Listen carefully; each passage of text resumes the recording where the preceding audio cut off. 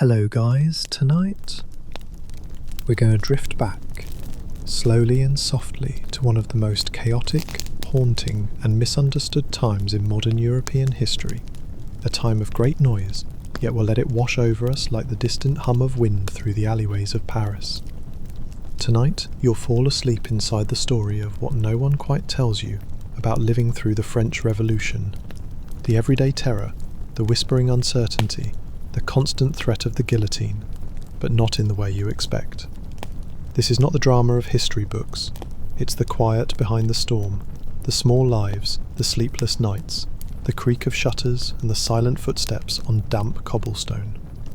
Before we begin, if you're listening to this right now, I'd love it if you told me in the comments where and when you're listening. I always wonder where in the world you are when these stories drift into your night. Whether it's 11 p.m. in Toronto or 3 a.m. in Krakow, it's lovely to imagine us all listening together, separated by oceans and time zones, but sharing this quiet space. Now, make sure you're comfortable. Take a moment to nestle into the softness of your bed. Let your shoulders drop, loosen your jaw. Let the hum of the modern world fade out like the last echo of a song. And now, let's begin. You are not a revolutionary. You never meant to be one. You are a baker's assistant. Or you were, once, on a crooked little street called Rue des Martyrs, in the 9th arrondissement of Paris. The name of the street has always made people smile nervously. It was once a quiet place, the kind of street with more cats than carriages, more children playing with sticks than men talking about politics. Now, it has changed. It is April of 1793. The Reign of Terror is not yet fully awake, but it is stirring. You rise, as you always do, long before the sun. Your fingers are dusted with flour before your eyes are fully open. In the dim candlelight of the cellar oven, you knead dough in silence, listening for sounds above, for soldiers marching, for distant shouting, for anything that breaks the rhythm of the rising bread. There is a new fear now, one that wasn't there a year ago. Not the fear of war, that has always been there in one form or another, but the fear of saying the wrong thing, of looking too well fed, of being seen as a moderate. That word has started to carry weight and danger. You remember when it all began to shift. It wasn't sudden, not really. It crept in like a damp draught. First, your master hung a tricolour cockade above the bakery door. Then he began baking extra loaves for the sans-culottes, men with rough clothes and rougher eyes, who handed out paper slips demanding food. Then he started speaking more carefully, even at home, even when the shutters were closed. The guillotine has already been built in the Place de la Révolution. At first it drew crowds, children holding their mother's hand, vendors selling wine and oranges, while heads fell into sawdust baskets. But it has lost some of its novelty now. There's no cheering anymore, just the heavy silence of inevitability. You haven't seen it yourself. You've avoided the square entirely. But one morning, a woman came in for bread, a quiet one, with a scarf tied over her head like the mourning veil of someone too tired to cry. She left 3 sous on the counter and took her loaf. Then she turned back and whispered, "My brother, this morning at 11. She meant he was going to be executed. You didn't know what to say.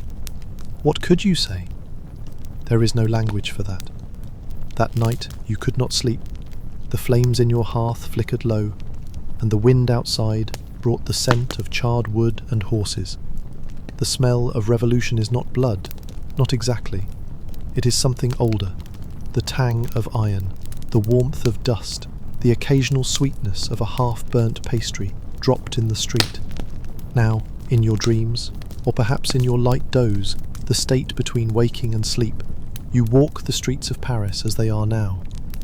1793 is grey and cold, even in April. You pass buildings with windows blackened by soot, doors with chalk markings, signs for grain, for safety, for danger. You avoid eye contact with the National Guard. You keep your head low. You hum a song you heard your mother sing, long ago, back when the king was still just a man on a coin. And yet, life goes on. Children still chase pigeons. A woman still waters a single pot of violets on her windowsill. And you, with your baker's hands, still bring warmth into the world each morning. Bread rises even in times of terror. That is what you tell yourself. That is what lets you sleep. For now.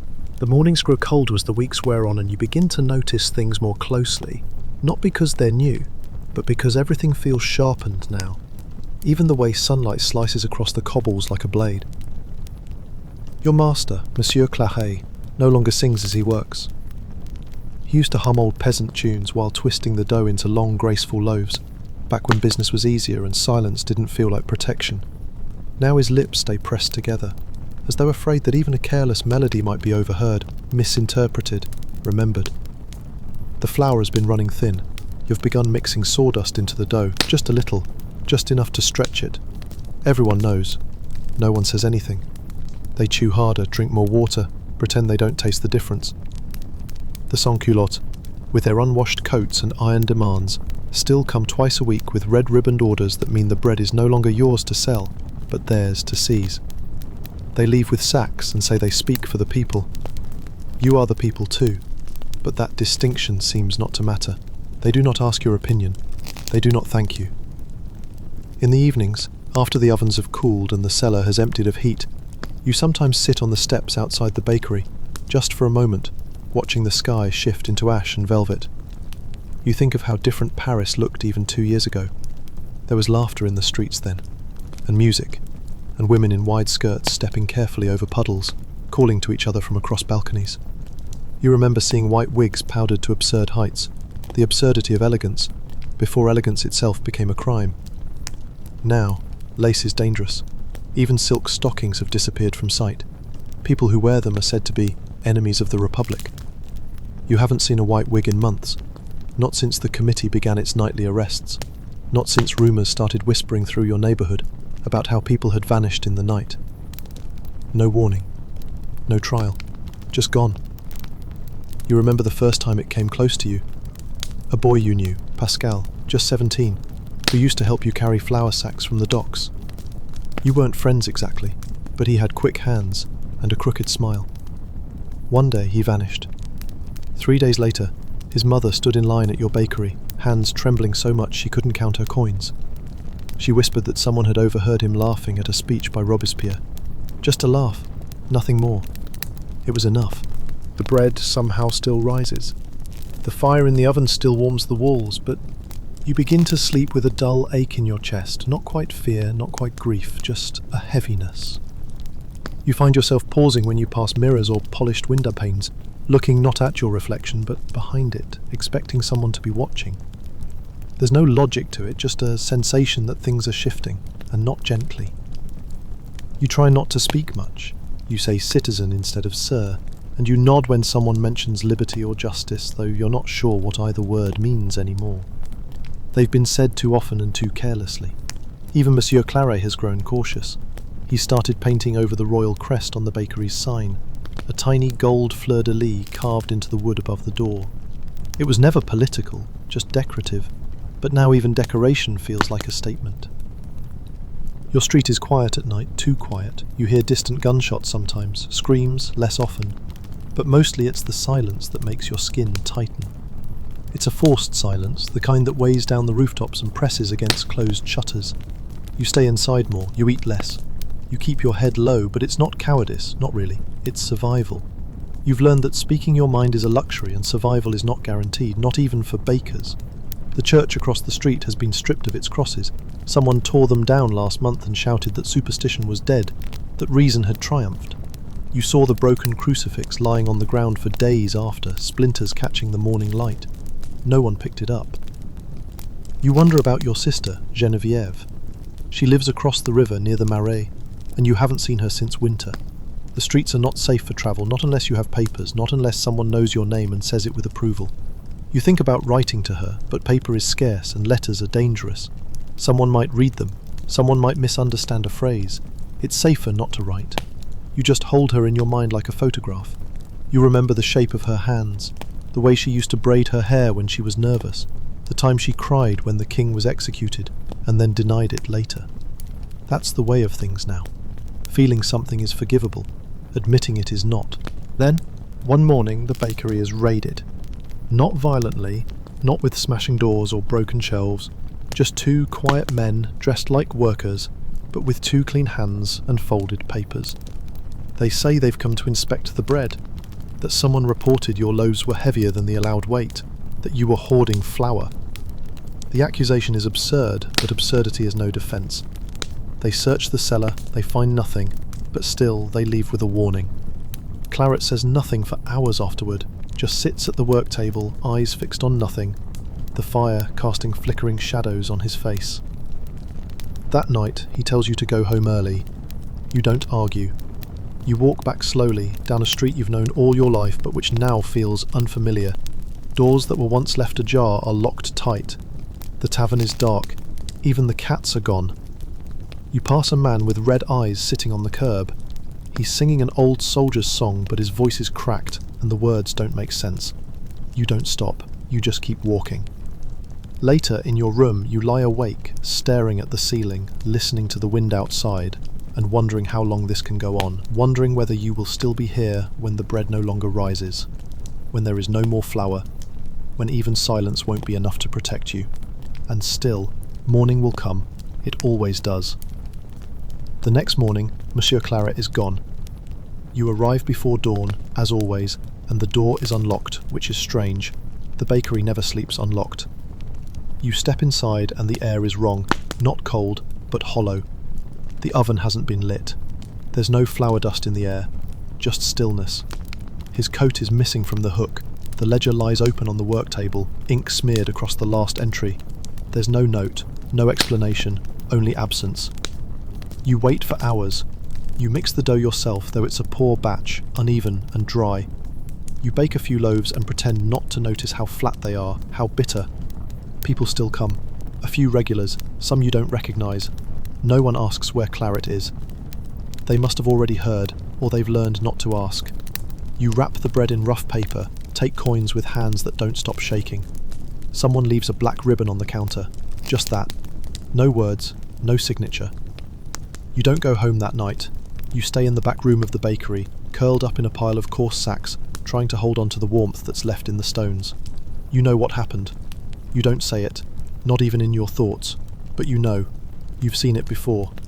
The bakery will likely be seized now, reassigned to someone more loyal. The committee doesn't let useful places remain in uncertain hands. You don't know what will happen to you. You don't even know if you still have a place here by tomorrow. Still, you light the oven before dawn. You work because it's the only thing you know. You think of Claret's hands, how he used to shape dough with his eyes half closed, how he would whisper corrections under his breath as you worked, never unkind, just precise. He wasn't political, he wasn't anything, really, just a man who baked bread. And now he is gone. That afternoon, you leave early. You take the long way home, walking the outer boulevards where the houses are smaller, less closely watched. The sun is out for once, a pale, fragile warmth that doesn't reach the skin. You pass a public bulletin board covered in new proclamations. The ink is still wet. Someone's name has been added to the list of traitors. You recognise it, a bookseller from Rue Saint-Denis. He used to let children sit on his steps and listen to stories. You never heard him speak against the Republic, but then again, who knows what counts as speaking now? You feel the weight of the air on your shoulders. There's something oppressive about this city lately. Not the architecture or the crowds, but the silence. The kind of silence that listens, that waits. Windows seem darker than before. Even the bells ring less often. You wonder if that's by decree, or if they simply stopped on their own. When you reach your building, you find a stranger standing at your door. He's young, perhaps your age, but his clothes are too clean, too deliberate. He doesn't smile. He simply says your name. You don't answer. He repeats it, this time with a piece of paper in his hand. You feel something go cold behind your ribs. It's not an arrest, it's a requisition. You've been assigned to a new post, another bakery, this one across the river, near the Bastille ruins. The order is stamped by the local section and signed by a name you don't recognise. You ask what happened to Claret. The man doesn't answer. He leaves without saying anything more. You pack a bag, just enough to carry. You don't say goodbye to the neighbours. You're not sure if they'd want you to. Crossing the Seine feels like crossing into another life. The Bastille itself is long gone, torn apart stone by stone after its fall, but its absence still looms. The square where it stood is oddly open now, too wide, too bare. Nothing has been built in its place, just wind and ghosts. You walk past it quickly, eyes on the ground. The new bakery is smaller, run by an old woman named Mathilde who doesn't ask questions. She glances at your papers and nods, then shows you the work table, the oven, the cot in the back room where you're expected to sleep. It's less than you had before, but it's something. You work. You say little. She says less. You fall into the rhythm again, measuring, mixing, kneading. The bread is heavier here, more bitter. You ask her why she uses vinegar in the dough. She shrugs. So they chew longer. You understand. One night, Mathilde tells you to wear a red cap when you go outside. She hands it to you like she's handing you a blade. It's rough wool, poorly dyed, but unmistakable, the bonnet rouge of the revolutionaries. She says it keeps people from asking questions. You wear it. Days blur together. Your hands crack from flour and cold. You hear rumours of executions. Danton, Desmoulins. Names that used to mean something, now just echoes. Robespierre is said to be growing more severe. Some say he doesn't sleep. Others say he weeps when alone. You don't know what to believe anymore. Everything is filtered through fear. One morning, you walk to the river for water and see a line of prisoners crossing a bridge under guard. Most are silent, but one woman is singing softly, an old lullaby. Her hair is undone. She looks straight ahead. No one stops her. You don't look away. You go back to the bakery, knead the dough, stoke the fire, try not to think about how the bread rises and falls in your hands like breath, like something alive. The rhythm becomes survival. You wake. You work. You sleep. The days fold into one another, like the layers of dough beneath your fingers. The heat of the oven is your constant, the only thing that feels solid in a city where meaning has been hollowed out and names can vanish overnight. Mathilde says little to you and less to others. She speaks to her bread as if it listens. Sometimes, when she thinks you're not watching, she crosses herself before placing loaves into the fire. It's an old gesture, long forbidden now, and she does it quickly, guiltily, like someone reaching for a memory too dangerous to keep. One evening, while sweeping the flour dust from the corners of the shop, you hear voices outside.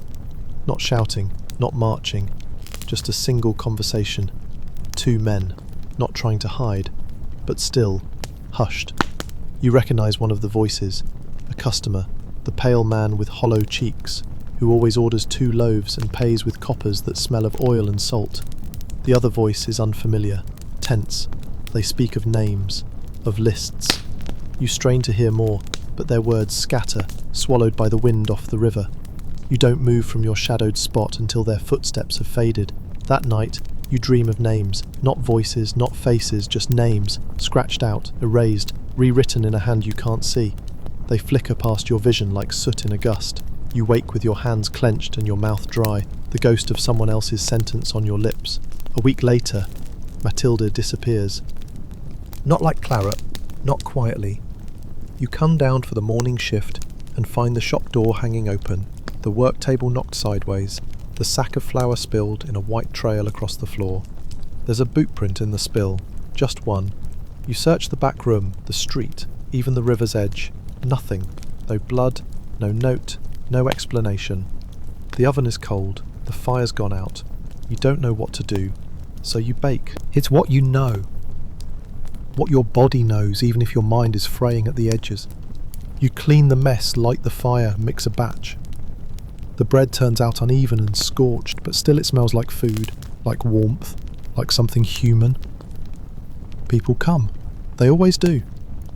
Some seem surprised to find you there alone, but no one asks questions.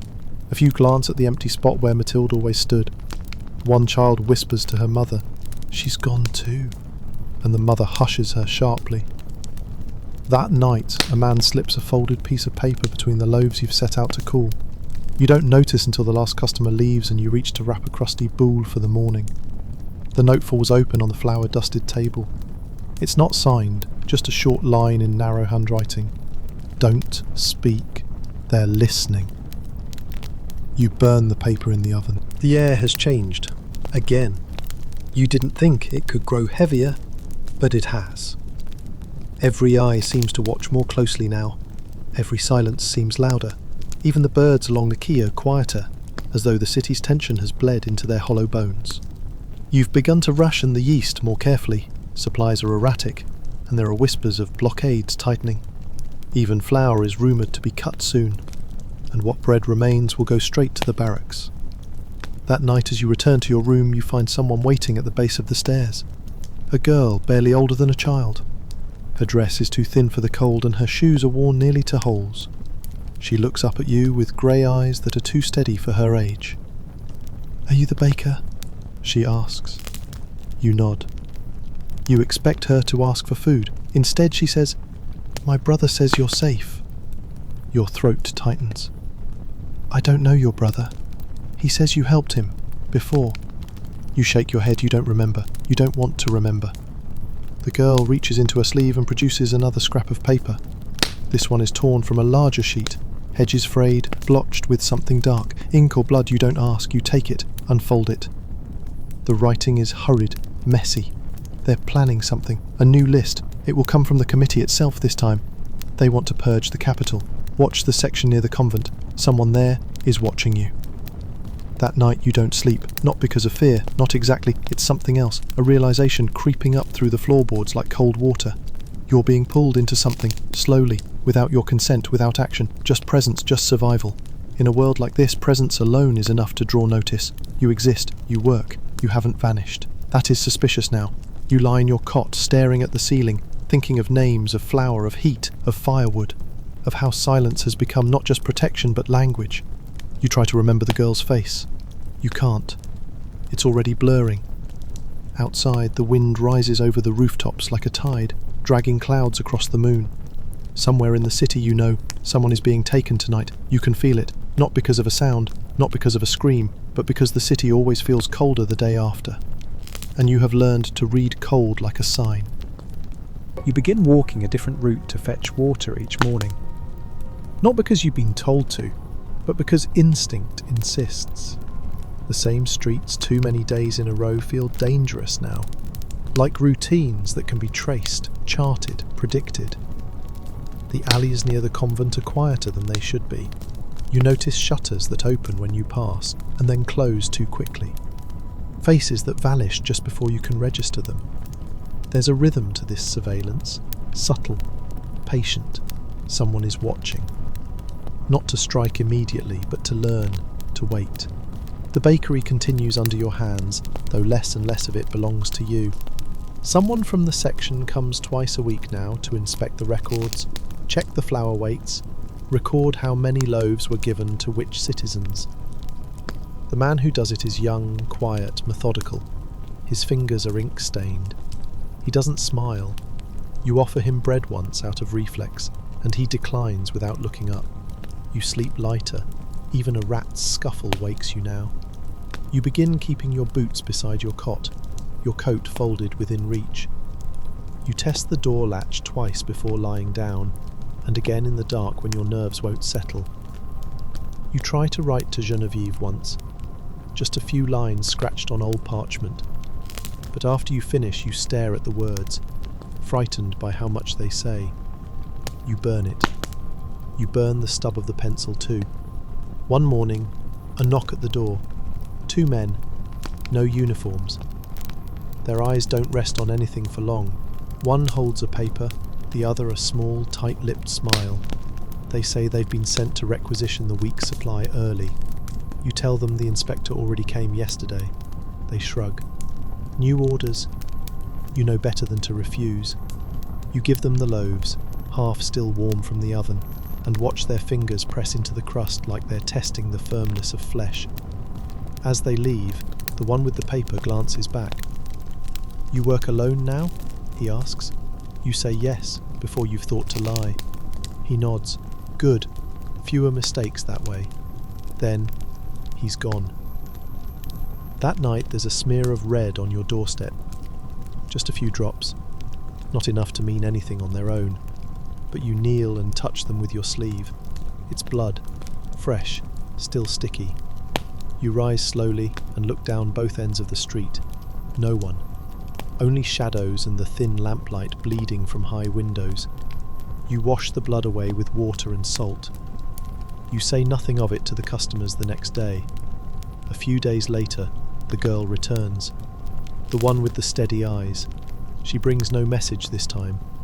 Only a question. Have you seen a boy? Tall, wears a leather belt with a broken buckle. You shake your head. She doesn't explain further, she just says, "If you see him, don't let them take him. They'll ask about the vellum, telling not to answer."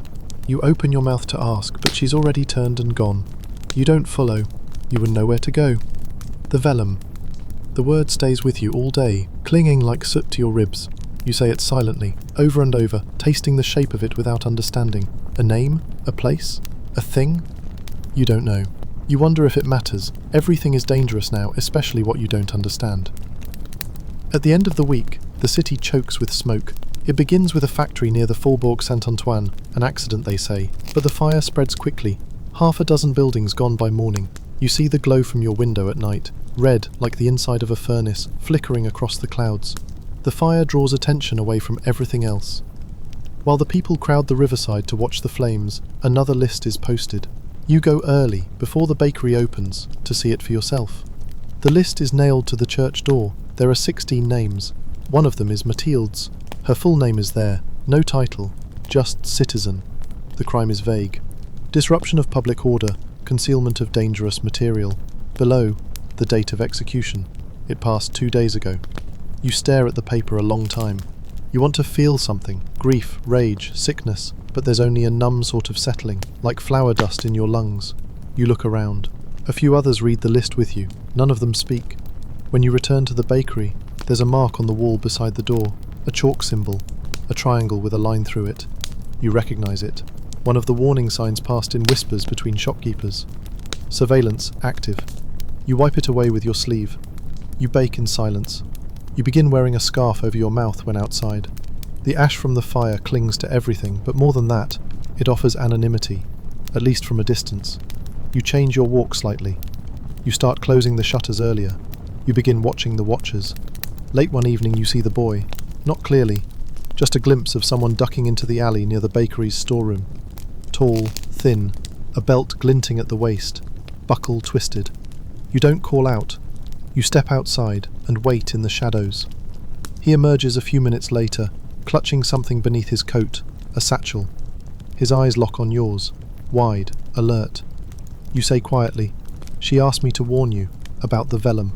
He freezes. His mouth moves like he wants to speak, but no sound comes out. Then he's gone, around the corner, vanished like breath in cold air. You return to the oven, to the loaves that are rising like weary lungs, and you think, how long until your name is added to the wall? Not for what you've done, just for who you know, or for being silent when silence was inconvenient, or for speaking when silence would have been safer. You brush the flour from your apron. The door stays closed for the rest of the night. The boy does not return the next night, or the one after, but something does. Not a presence, not even a sound, just the feeling. You notice it first in the way the air hangs heavier in the bakery after dusk, like breath has been held somewhere just out of reach. The flour doesn't float quite the same in the shafts of light. The corners seem darker. You begin to check the back door more often, twice before bed, once in the middle of the night. Then the messages begin. They're not left in your hand, they don't need to be. They appear in small ways, a cross scored in the flour sack's seam, a sheet of parchment tucked in with the firewood, one corner burned. Once, a phrase inked faintly onto the inside of a bread wrapper, visible only when held against the morning light. Each message is brief, coded, not always understandable. You copy the phrases into a scrapbook you keep hidden beneath the hearthstone. Black chimney moves, tallow turned east. They watch for the owl in daylight. You're sure they mean something. You're not sure what. You begin to bake loaves with unusual markings, scored circles, dots, slashes, just 1 or 2 a week, sold to customers who never speak. Men and women with expressions like closed doors. You realise you are passing messages now. You don't even know what they say. You don't know how it began or when you agreed. You begin hearing about the vellum more often. Always in whispers, always with fear. Some say it's a list, longer than any posted in the squares, secret and permanent. Others say it's a collection of testimonies, written in invisible ink, smuggled out of prisons before the condemned could be silenced. A few believe it is not a thing, but a person. The vellum being someone who remembers everything, who writes in the air, who carries the names of the dead stitched into their coat. You don't know what to believe, but you know that just saying the name makes people look over their shoulder. The boy's sister returns, this time in daylight.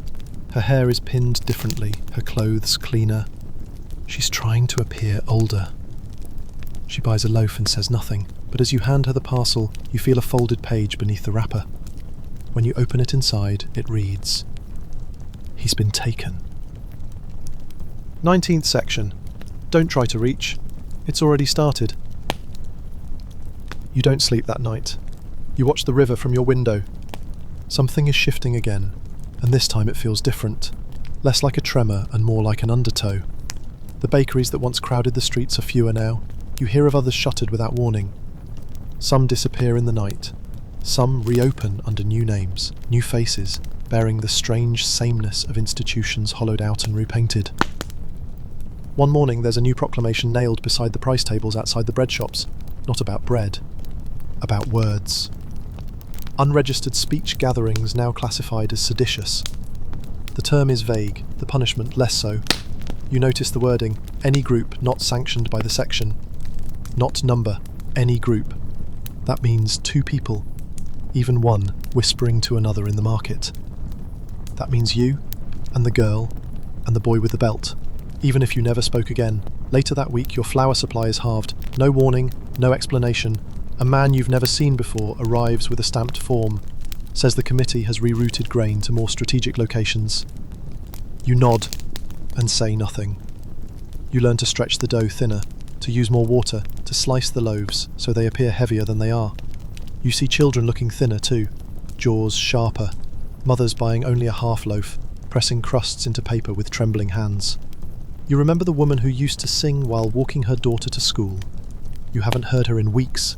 Then comes the rain. 3 days without pause, cold, straight, relentless. The bakery chimney struggles to draw smoke through the wet and the walls begin to smell of damp earth. You light a second fire near the cot just to keep the mould from blooming. Outside the streets become rivers. Mud and ash mix into a pale sludge that clings to boots. The river swells. Some say it will flood. Some say it's punishment. No one says it's just weather. On the fourth night, a knock at the back door. 3 soft taps. A pause. Then one more. You wait before opening. The rain falls behind the figure, blurring their edges. A young man, dripping. His face is bruised and one eye nearly swollen shut. But you recognise him, the boy. He says only one word. Hide. Then he collapses. You drag him inside. His coat is soaked through. His hands are raw, wrists cut with the marks of rope or manacles. You lay him near the hearth and cover him with the cleanest sack you can find. He doesn't speak for hours. When he finally does, his voice is barely more than breath. They're burning the copies. You lean in. The lists, the affidavits, everything. They want it gone before it spreads. They think it's paper. They don't know it's memory. He falls asleep with those words. You sit beside him, staring at the flames. You wonder what he means by memory. You wonder how long you have before someone comes looking for him. You think of the bread you baked this morning, the mark you scored on the top. You don't remember why you did it. You begin to understand. You are part of something now, not by choice, not by belief, but simply by standing still while the ground moved, by remembering faces, by refusing to forget. The vellum, whatever it is, lives in people like you, and people like you are being erased. He sleeps for nearly a full day. You stay close but silent, feeding the fire when it dims, bringing water in a chipped cup from the basin, wrapping the cleanest cloth you have around his wrist, where the skin has broken. He doesn't stir for the longest time, doesn't even shiver. But when he finally blinks himself awake, he doesn't speak at first. His eyes move, searching, measuring, perhaps remembering where he is. And then, with a voice that sounds scraped out of stone, he whispers, "They burned the building." You don't ask which building. He goes quiet again, staring into the grain of the table as though he could read it. Then, slowly, he starts to tell you. Not a story, not even a confession, just fragments offered like splinters worked out of skin. There had been a house near the Marais where someone kept records. Not official ones, Not lists like the committees, sharp with ink and accusation. These were different. Personal. Handwritten, some of them half legible, tucked into books, behind shutters, even sewn into hems. Names, places, dates, not only of the dead, but of the disappeared, the almost taken, the accused and the nearly accused, the silent witnesses, the rescuers, the ones who smuggled food into prisons. It had grown, this quiet archive, passed from hand to hand like yeast through dough. And someone found it. Not all of it, just enough. The boy doesn't say what happened next. You don't need to hear it.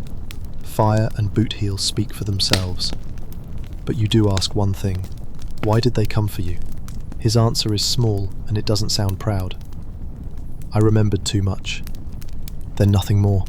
His head dips forward again, heavy with exhaustion. You listen to the fire crackle in the hearth and realise he is not the only one. You remember too.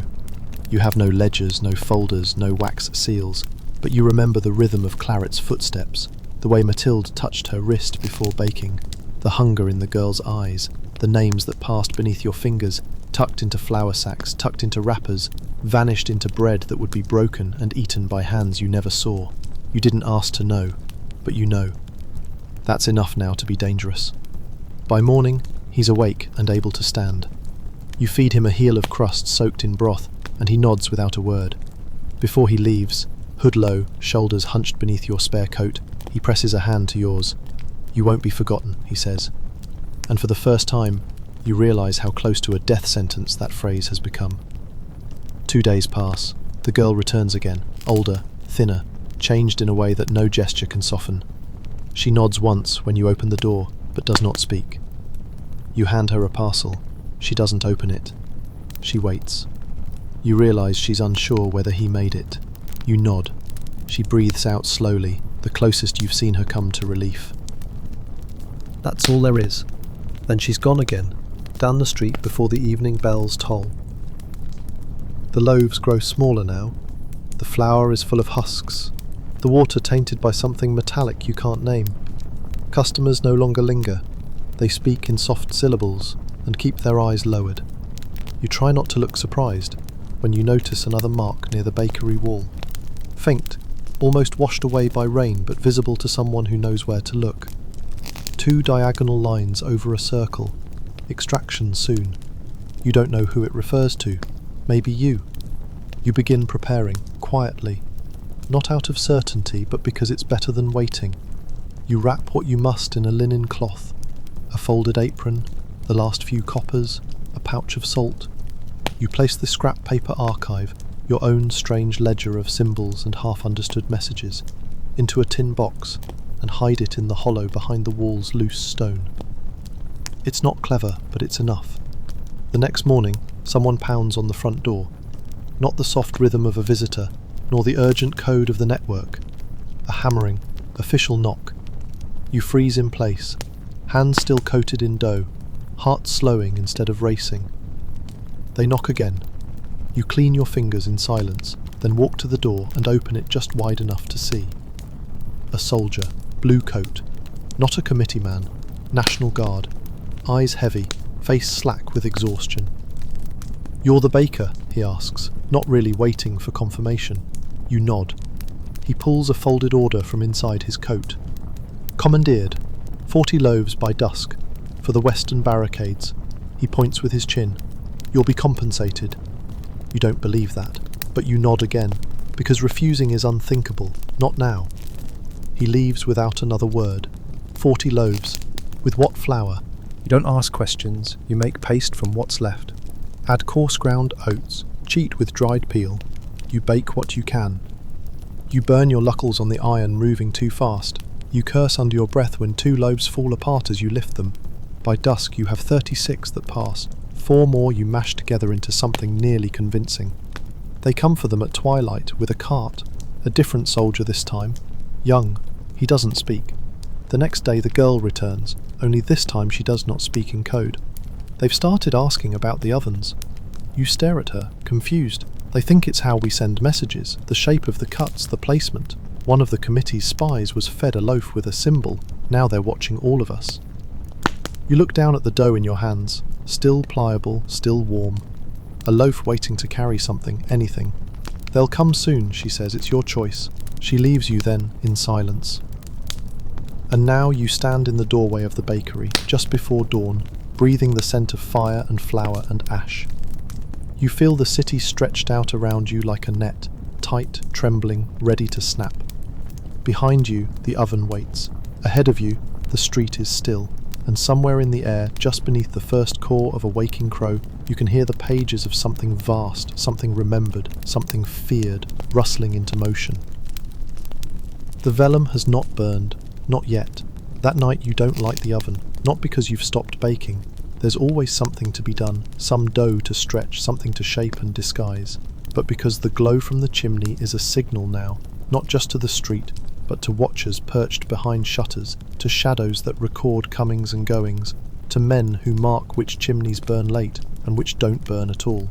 So you wait, you knead by candlelight. The dough rises slowly in the cool air, its breath shallow, like yours. You bake in the embers instead, low and long. The crusts are harder that way, the centre's undercooked, but it's enough. You pull the loaves by feel. You mark them without pattern this time, without the old rhythm. One with a crescent, two with crosses, one smooth. It's too dangerous now. A code is only useful until it becomes known. No one comes that night. Not the girl, not a soldier, not even the regulars. You begin to wonder if they're all gone, or hiding, or worse. And then the wind shifts. It comes from the east, heavy and hot, carrying with it the scent of ash, not your own. At first, you think it's the usual city rot, the stink of refuse and damp chimneys. But as the gusts settle, you know it's something else. The acrid tang of parchment and ink and singed cotton. You smell scorched paper. You step outside, coat tight around your chest, and follow the wind's suggestion. It leads you south, toward the markets near Rue des Lombards, where the old paper vendors used to sit, where scraps were sold by weight, for wrapping or starting fires, but now the stalls are overturned. The cobbles are blackened. A building, once small and unremarkable, now a ruin of smouldering timber and collapsed beams. Still bleeding smoke from its foundation. No guards, no fire patrol. Just the quietness of something meant to burn. You don't go closer, you don't need to. You've seen enough buildings lately. On the way back, someone falls into step beside you. You don't look, neither do they. The voice is familiar, young, the boy. They think it was a central node, he says quietly, one of the last. You don't answer, there's nothing to say. They're hunting the rest of us by memory now. Faces, names. They have no proof, but they don't need it. He slips you something, a small cloth bundle, still warm, and then disappears into an alley before you can stop him. When you unwrap it in the bakery's dim light, it's bread. Coarse, flat, not yours. Inside, folded twice over and tucked deep within, a single square of parchment. Don't wait to be taken. Choose your fire. You sit with those words for a long time. The next morning, you see the committee's cart in the distance. 2 guards, 1 scribe. It's making its way down the street, house by house, shop by shop. Every door is knocked, every name confirmed. Your stomach curls, but your hands keep working. A kind of muscle memory has taken over now. When they reach you, the knock is softer than you expect. You answer it. Citizen, the guard says, glancing at his list. You are the proprietor. You nod. We have a record here. You were named by a witness under questioning.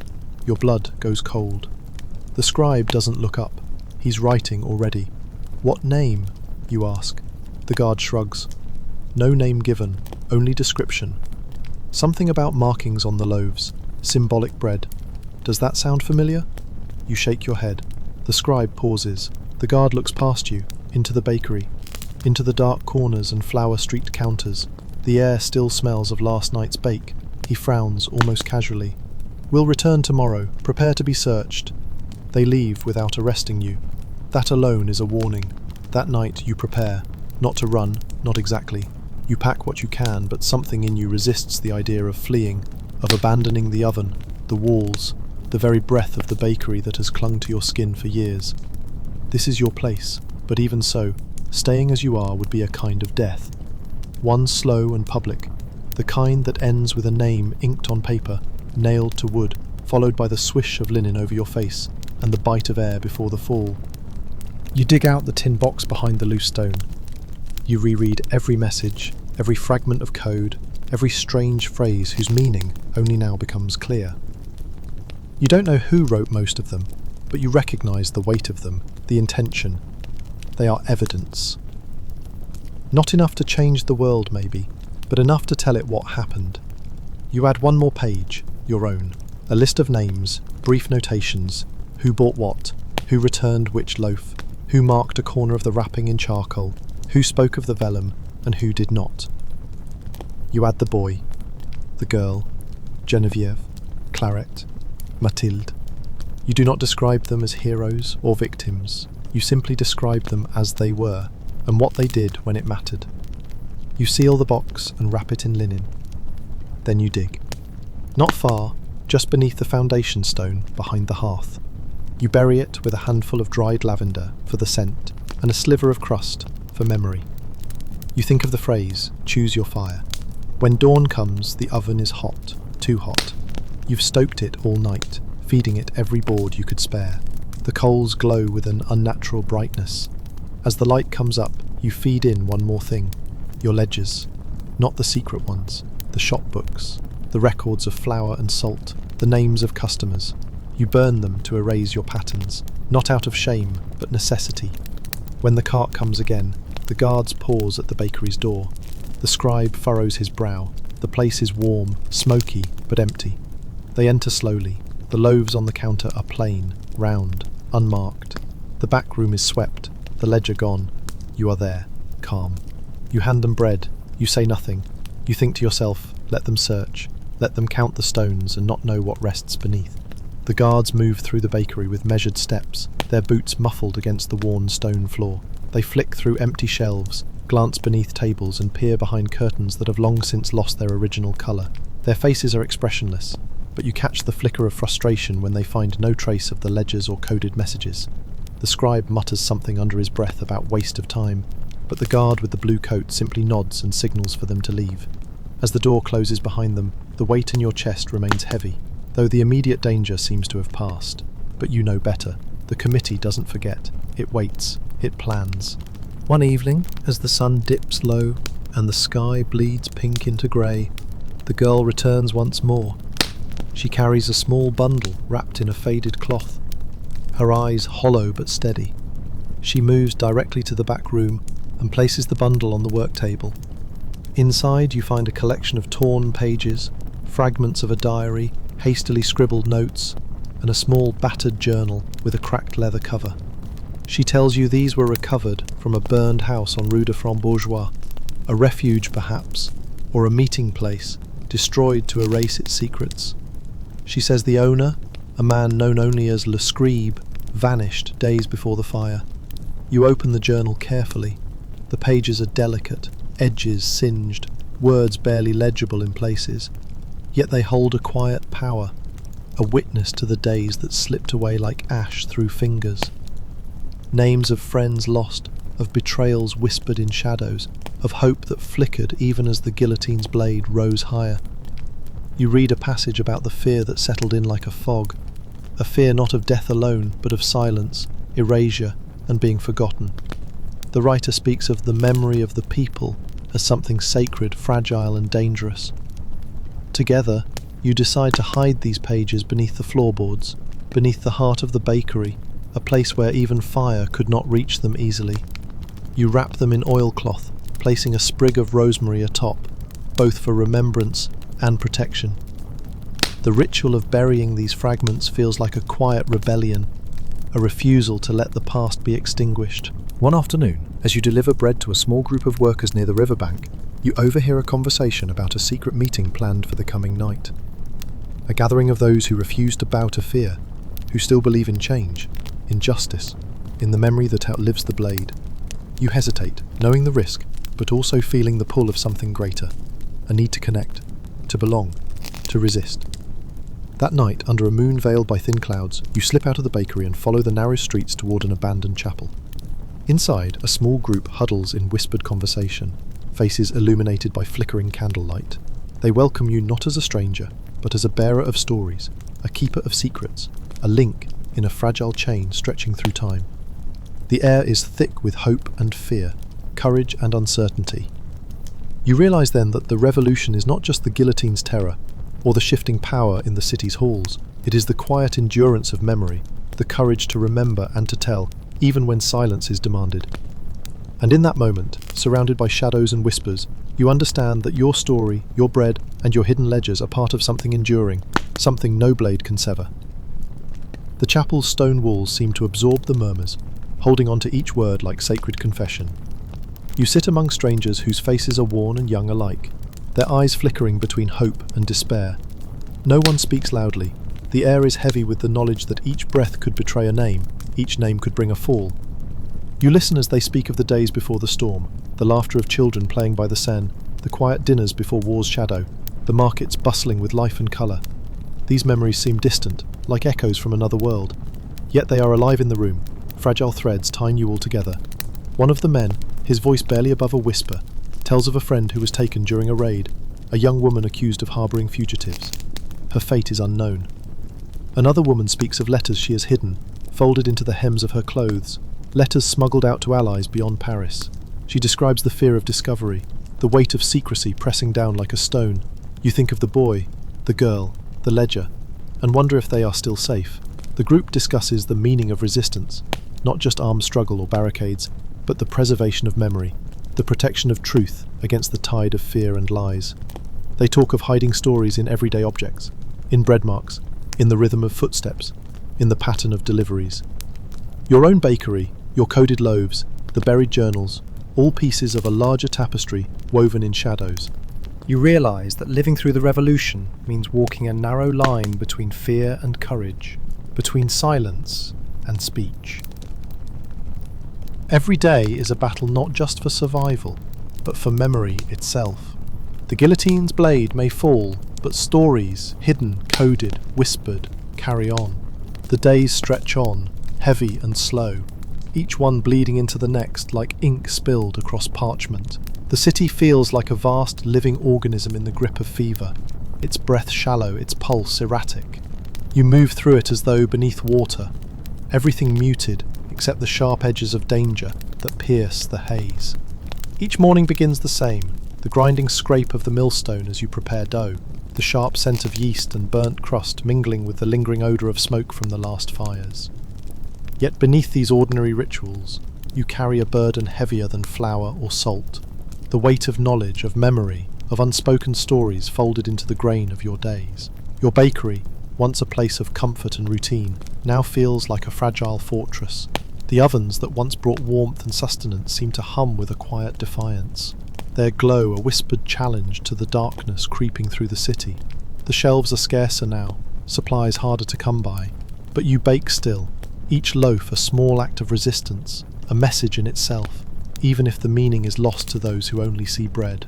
Outside, the streets have grown colder, not just from the season, but from fear. You notice how people avoid looking at one another, how laughter has become rare, replaced by the silence of watchful eyes and guarded words. You see mothers clutching their children close, fathers exchanging grim nods before disappearing into shadows. The guillotine's shadow looms like a spectre at every corner, a constant reminder that life here is measured in moments, and those moments are fragile. One evening, as twilight slips into night, the girl returns again. This time she does not come alone. Behind her stands a man you do not recognise, a tall figure, his face lined with fatigue and resolve. He introduces himself quietly as a courier, part of a network that moves messages and people through the veins of the city, unseen and unheard by those who wield power. His presence is a quiet shock, a reminder that you are not alone in this, that others risk as much to preserve what little remains of hope. They bring news, rumours, whispers of uprisings and betrayals, of friends lost and strange alliances forming in the dark. The courier speaks of coded messages hidden not only in bread, but in the rhythm of footsteps, in marks carved into wood, in songs sung softly in taverns. He talks of secret presses and underground pamphlets, of letters smuggled out of the city and voices raised beyond its walls. Each detail weaves a tapestry of resistance that seems fragile but unbreakable, like roots gripping beneath winter's frost. You listen, absorbing every word, feeling the threads of connection tighten around you. They speak of plans to gather the scattered pieces of what was lost, to create a record not just of names and dates, but of lives, of hopes, of dreams snatched from the jaws of terror. The weight of the past and the possibility of the future rest on this fragile web of memory and courage.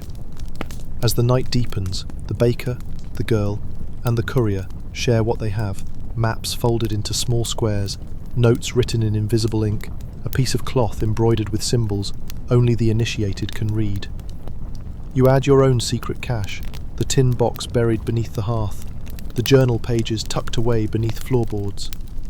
Together, these fragments form a mosaic of resistance, a silent but powerful defiance against the erasure that stalks the city.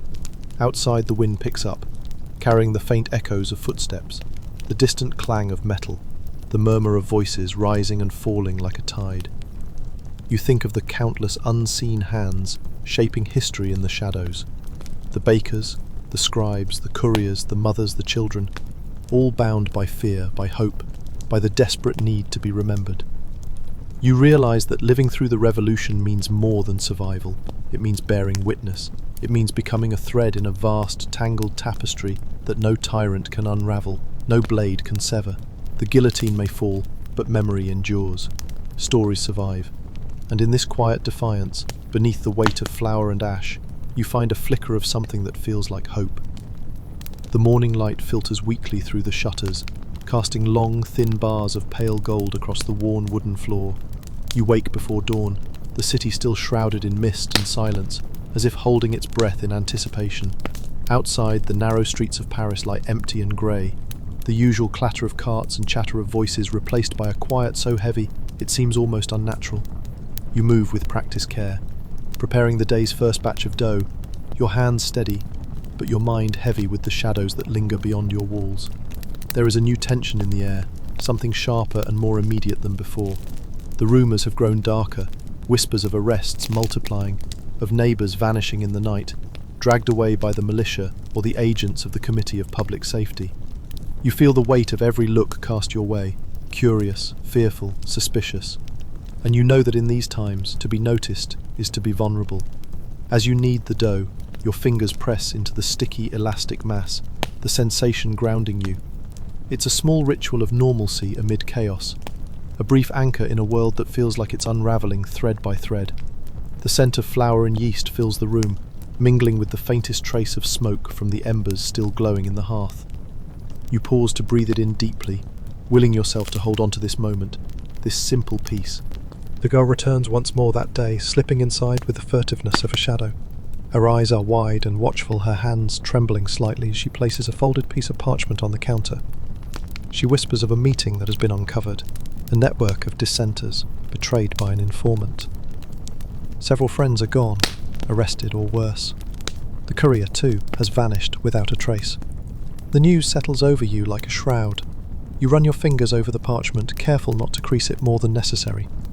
The script is hurried, almost illegible, but the message is clear. The web is closing in.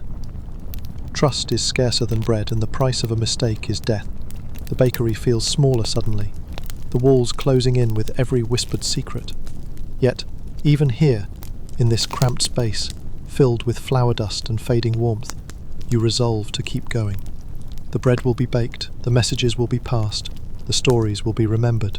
Outside, the city turns slowly, turning as it always has, and always will. The revolution rages on, but here, in this quiet corner of Paris, life persists.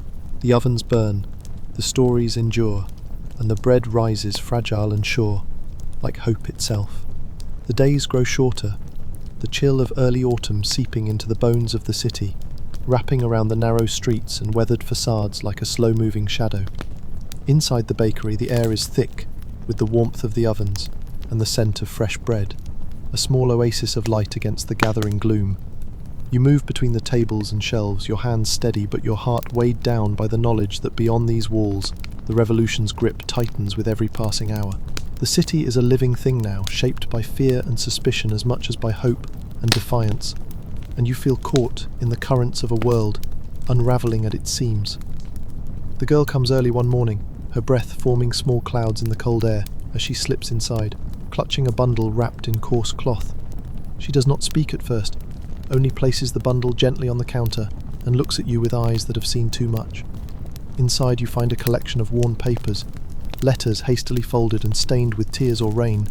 Some are addressed to friends long gone, others to family members scattered across the countryside. Each one is a fragment of a life interrupted, a story cut short by the relentless machinery of revolution. You read the words slowly, savouring the quiet humanity amidst the turmoil. There are pleas for forgiveness, promises of return, expressions of love and fear.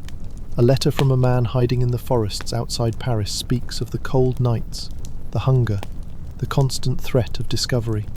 Another, from a young woman in the city, describes the terror of hearing footsteps on the stairs, the quick hiding of papers, the silent prayers that no one will come knocking. These letters are voices from the past, echoes carried through time by fragile sheets of paper, and you feel the weight of their stories pressing gently against your soul. The guillotine's shadow stretches across the square, a silent reminder of the price paid by those who dare to dream of a different world. Soldiers march with rigid precision, their uniforms crisp, but their expressions hardened by the constant presence of death. The chatter of gossip mingles with the distant tolling of bells, a sombre chorus that underscores the fragile balance between life and loss. You think often of the scribe who vanished, of the courier who disappeared, of friends whose names you no longer dare speak aloud. The network of resistance feels like a fragile web, trembling on the brink of collapse, yet somehow still holding together against the storm. You tuck the letters away beneath the floorboards, alongside the journal pages and coded messages, a secret archive of memory hidden beneath the hearth's steady warmth. As evening falls, the girl and you sit by the window, watching the flicker of lanterns bobbing through the fog. She speaks softly of the hope that still lingers, fragile and flickering like a candle in the dark. We live in the spaces between, she says, in the moments no one notices, the glances that pass unspoken, the stories whispered behind closed doors. It is there that we survive. You nod, understanding that this is the true heart of the revolution, not the grand speeches or violent clashes, but the quiet endurance of ordinary people caught in extraordinary times. Each loaf of bread, each hidden letter, each whispered secret is a thread in the vast tapestry of survival and memory. The night deepens and the city exhales, settling into a restless sleep. The ovens glow faintly, their warmth a small comfort against the chill outside. You feel the pulse of the city beneath your feet, the steady rhythm of lives continuing despite the ever-present shadow of the guillotine. And in that steady heartbeat, you find a fragile peace. The streets outside your bakery begin to empty earlier each evening now, the lingering light swallowed by an early dusk that seems to press down with an almost physical weight. The city, once alive with the murmur of daily life and the laughter of children playing beneath the rustling leaves of chestnut trees, has grown quieter. A stillness settles over Paris, thick and uneasy, as if the very air has been waiting for something to break. Inside, the soft crackle of the oven and the rhythmic kneading of dough are the only sounds that remind you of normalcy. But even these familiar acts carry the heavy burden of hidden meaning. Each loaf you shape and bake is more than bread. It is a small act of defiance, a way of nurturing life amid the decay of certainty. You have learned to read the city like a book written in shadows and whispers. The way the market stalls close a little earlier, the cautious glances exchanged by passers-by, the sudden silence when the footsteps of soldiers approach, all of it tells a story of fear that is neither spoken nor acknowledged, but felt deeply in the bones.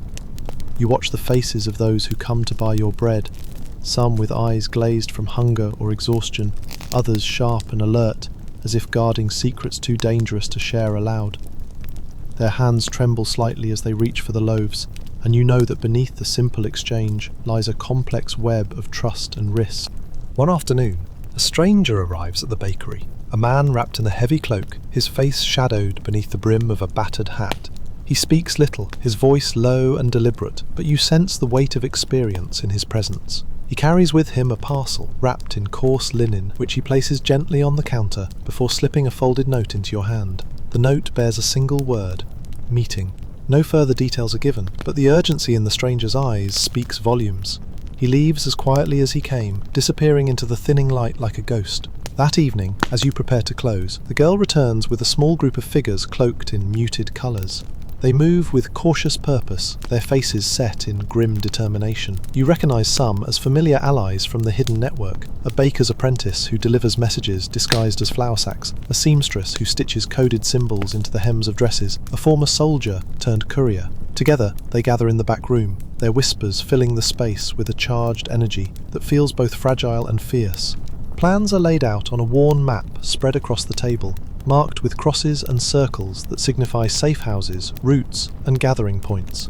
The meeting is brief but intense, voices low and urgent as they discuss how to avoid detection, how to protect those who are vulnerable, and how to continue passing messages through the web of fear that now envelops the city. The group knows that the stakes are higher than ever. Every misstep could mean capture or death. Yet, in the quiet determination etched into their faces, you see a resilience that refuses to be broken. After the others leave, the girl lingers, her eyes reflecting the flickering candlelight and a quiet resolve. She tells you that the resistance is no longer just about survival. It is about preserving the truth of what is happening, ensuring that the stories of those lost and those who fight on are not swallowed by the silence imposed by terror. "We are the keepers of memory," she says softly, "the ones who carry the flame through the darkness." As you close the shutters against the night, you feel the weight of her words settle deep within you. The bakery, with its warmth and quiet light, is more than a place of bread and work. It is a sanctuary for those who dare to hope, to remember, and to resist. Outside, the city breathes in uneasy rhythms, but inside these walls, amidst the scent of yeast and smoke, life continues, fragile and defiant. The bakery opens to the familiar scent of warm dough and the faint crackle of the oven's fire. Yet today, even these comforts feel shadowed by the knowledge that danger lurks just beyond the walls.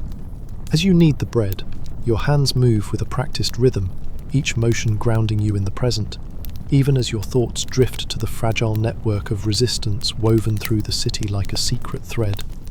You recall the faces of those who gathered last night, their quiet determination, the careful urgency in their voices. They are not just survivors, they are guardians of something precious and rare. A knock at the door startles you, a sharp, deliberate sound that makes your heart quicken. You open it to find a young boy, no older than 10, his eyes wide and desperate. He clutches a small bundle wrapped in cloth, pressing it into your hands without a word.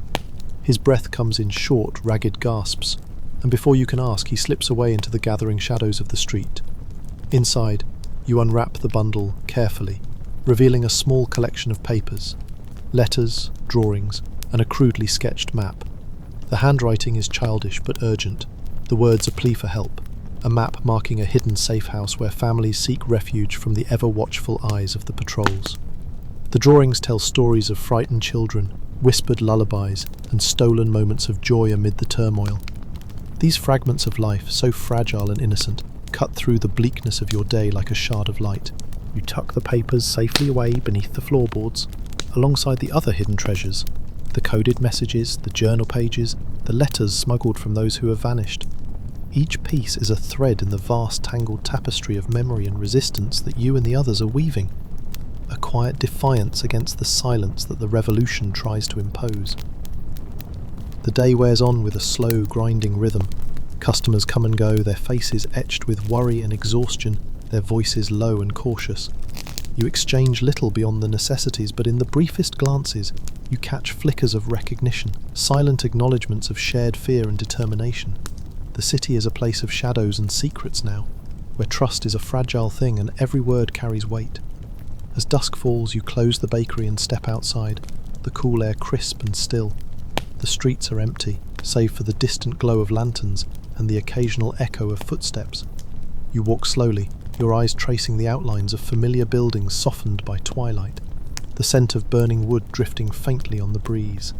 The guillotine stands silent in the square, its wooden frame a stark reminder of the ever-present threat that hangs over the city like a dark cloud. Yet beneath the weight of fear and loss there is a quiet strength that endures. In the hidden letters, the coded messages, the secret gatherings, and the simple acts of kindness that persist despite everything. You feel the pulse of that strength beneath your feet, in the steady beat of life, continuing against the odds. The revolution is far from over, and the days ahead are uncertain and dangerous. But for now, In this moment, suspended between light and darkness, you hold on to the fragile hope that stories will survive, that memory will outlast terror, and that life, however fragile, will find a way to persist. The morning unfolds in a grey mist that clings to the rooftops and drapes the streets in a quiet, damp hush. You step outside, the cobblestones slick beneath your worn shoes, and the city seems muted, as though the fog has swallowed sound and light both. The usual noises, the hawkers' cries, the clatter of carts, the chatter of passers-by, are all softened to whispers. In this dampened world, every movement feels slower, more deliberate, as if the revolution itself has entered a sombre pause. The bakery, nestled between narrow alleyways, exudes a fragile warmth in contrast to the cold air outside. Inside, the familiar scent of yeast and wood smoke wraps around you, a small sanctuary against the uncertainty pressing in from beyond the shutters. You prepare the dough with careful hands. Each fold and press a quiet ritual, a reminder that life continues even when the world feels unsteady beneath your feet. As you work, your thoughts drift to the growing network of resistance, the hidden letters beneath the floorboards, the coded messages sewn into clothing, the whispered conversations in shadowed corners.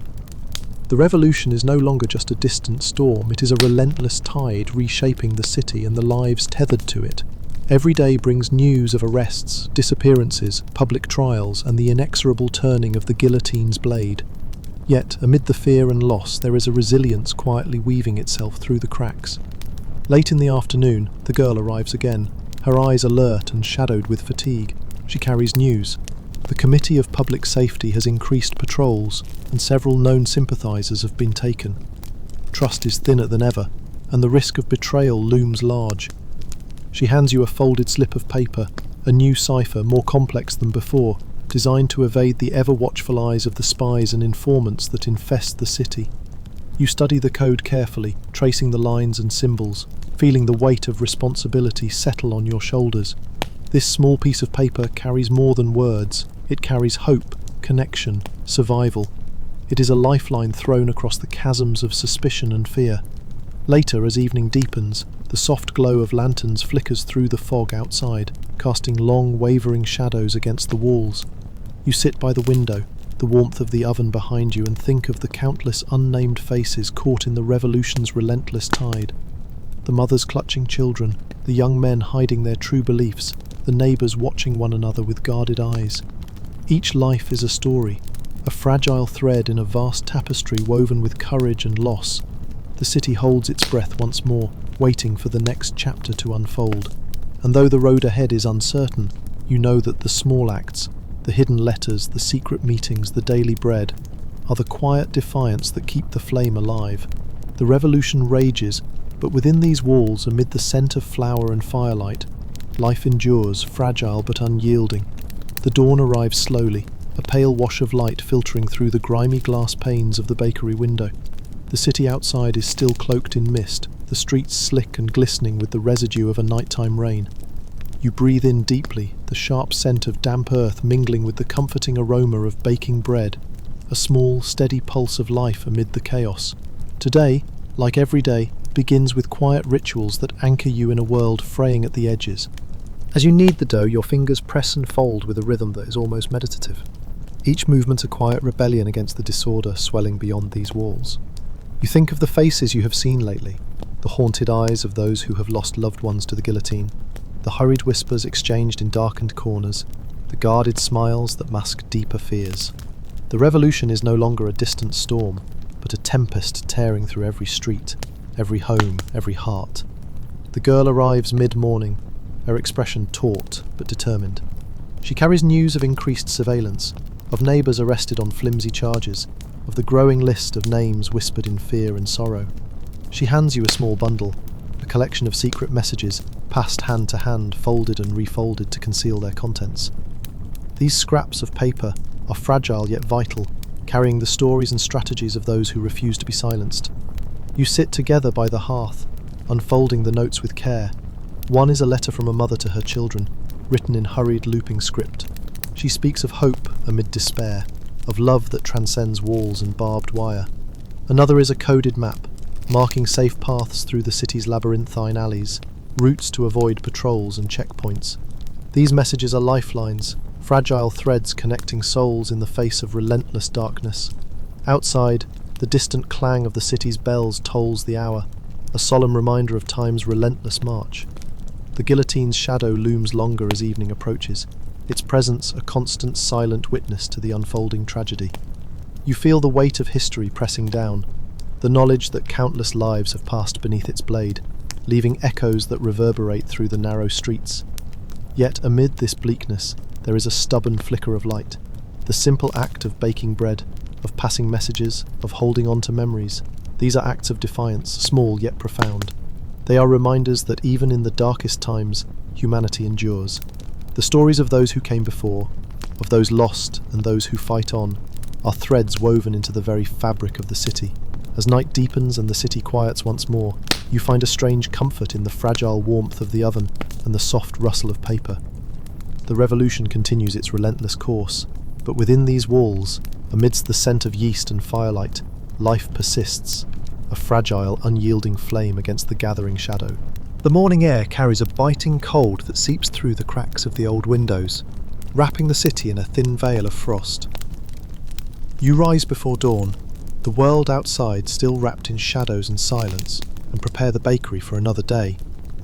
The hearth glows faintly, its warmth a soft comfort against the chill that lingers in the corners of the room. Outside, the streets are deserted, save for the distant echo of footsteps hurried and cautious. The city breathes in slow, measured rhythms, as if holding its breath beneath the weight of unseen eyes. Your hands work the dough with practiced ease, each fold and press a quiet ritual that steadies your thoughts. The revolution has become a constant presence, a shadow stretching long and dark over every moment. The guillotine's blade falls with ruthless certainty, cutting through lives and dreams alike, while the Committee of Public Safety tightens its grip, turning neighbour against neighbour, friend against friend. Trust is a scarce commodity, and fear weaves itself into the fabric of daily existence. A soft knock at the door breaks the stillness, and you find the girl standing there, her eyes bright despite the exhaustion etched into her face. She carries a bundle wrapped in rough cloth, more letters, more secret messages, the lifeblood of the resistance. Together, you sit by the fire, unfolding the fragile papers with reverence. Each letter tells a story of loss, hope, and quiet courage. One recounts a hidden gathering, where neighbours shared food and whispered prayers for the missing. Another speaks of a daring escape, planned for the coming days, a sliver of hope in a city gripped by despair. The hours pass slowly as you read, the words weaving a tapestry of human resilience against the relentless tide of violence. Outside, the fog thickens, swallowing the lamplight and muffling the sounds of the city. The guillotine stands silent in the square, a grim monument to the lives claimed by the revolution's unyielding machinery. As night falls, the city grows still. The only sounds the distant howl of wind and the crackling of the fire. You think of the countless unnamed faces, the ordinary people caught in extraordinary times. Mothers shielding children, workers whispering plans, strangers offering brief moments of kindness amid the turmoil. These small acts, these fragile connections, are the true heart of resistance, beating quietly beneath the storm. The revolution rages on beyond your door, but here, in the warmth of the bakery and the flicker of candlelight, life endures. A fragile flame burning steadily against the encroaching darkness. The day dawns, heavy and grey, the kind of morning that presses down on the city with a damp, oppressive weight. You wake early, as you always do, the faint chill in the air, a reminder that winter is drawing near. Outside, the streets are slick with rain from the night before, cobblestones gleaming dimly beneath the dull light of a sky, thick with clouds. The sounds of the city waking up reach you muted and distant, a horse's hooves clattering faintly, the call of a street vendor somewhere far off, the occasional cough or murmur that slips through half-closed windows. The revolution's chaos is ever present, but today there is an added layer of silence, as if the city itself holds its breath, waiting for something unseen to unfold. In the bakery, the warmth of the ovens is a small defiance against the cold that creeps under the doorways and seeps into bones. Your hands move with a familiar rhythm, kneading dough, shaping loaves, working with the soft, yielding texture, that offers a moment of normalcy in a world turned upside down. Each loaf is more than bread. It is sustenance, hope, a fragile promise of survival in uncertain times. The scent of baking fills the room, mingling with the faint smell of smoke and damp earth that drifts through the open window. The girl arrives mid-morning, her steps quiet but purposeful. Her eyes carry the weight of sleepless nights and whispered fears, but there is a resolve beneath it all, a determination that steadies you both. Today she brings more than just letters. She carries news that ripples through the small resistance network like a cold wind. Several known sympathizers have been arrested overnight, their homes raided, their names whispered in fear. The Committee of Public Safety is tightening its noose, and the space to breathe, to act, to resist shrinks with every passing hour. You sit together by the window, unfolding the bundle of letters and maps, each page a testament to the lives caught in this web of terror and hope. One letter is from a woman whose husband was taken days before, her words trembling with grief and quiet rage, but also with a flicker of determination to keep his memory alive. Another is a coded message, detailing a new safe route through the city's maze of alleys, carefully avoiding patrols and informants. These fragile documents are lifelines, connecting scattered souls in a city fractured by fear. The conversation turns to the ever-present guillotine, that cold and merciless symbol looming over the square like a spectre. Its shadow reaches beyond the Place de la Révolution, touching every corner, every heart, every whispered secret. You think of those who have passed beneath its blade, the nobles, the clergy, the innocent, the accused, and the families left to piece together shattered lives from fragments of memory. Each execution sends ripples of terror through the city, but also sparks small flames of defiance among those who refuse to be silenced. As afternoon slips into evening, the fog rolls in thick and heavy, swallowing the gas lamps' glow and turning the streets into ghostly corridors. The city feels distant, unreal, as if it exists only in the half-light between waking and dreaming. You close the shutters against the damp, the quiet crackle of the fire the only sound in the room. The letters and maps are carefully hidden away beneath the floorboards once more, secrets tucked safely beneath the hearth's warmth. You think of the countless others living in this fragile balance, those who move silently through the night carrying messages, those who hide loved ones from prying eyes, those who whisper prayers for a future that feels so far away. The revolution is a storm raging beyond these walls, but within them, life endures, fragile and unyielding. It is a delicate thread stretched taut between hope and despair, fear and courage, darkness and light.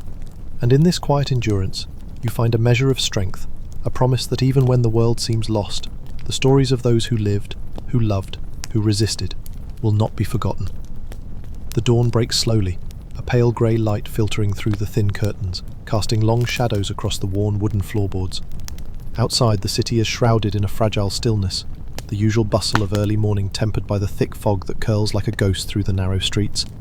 You rise quietly, your movements deliberate and calm, as if aware that any sudden noise might ripple outward and unravel the fragile peace clinging to this moment. The air is heavy with dampness, and you can hear the soft drip of water from the eaves, the occasional creak of timber settling in the chill. In the bakery, the warm glow of the oven offers a small sanctuary from the cold outside. The scent of flour and yeast fills the room, grounding you in the familiar rhythm of work. Kneading the dough with steady hands, you find a brief reprieve in the tactile simplicity, the repetitive motion calming amid the turmoil that roils beyond these walls. Each loaf shaped and baked is a quiet act of defiance, a way to nurture life in a city where death lurks just beyond the horizon. The day's customers arrive with cautious footsteps and lowered voices, faces etched with worry and exhaustion.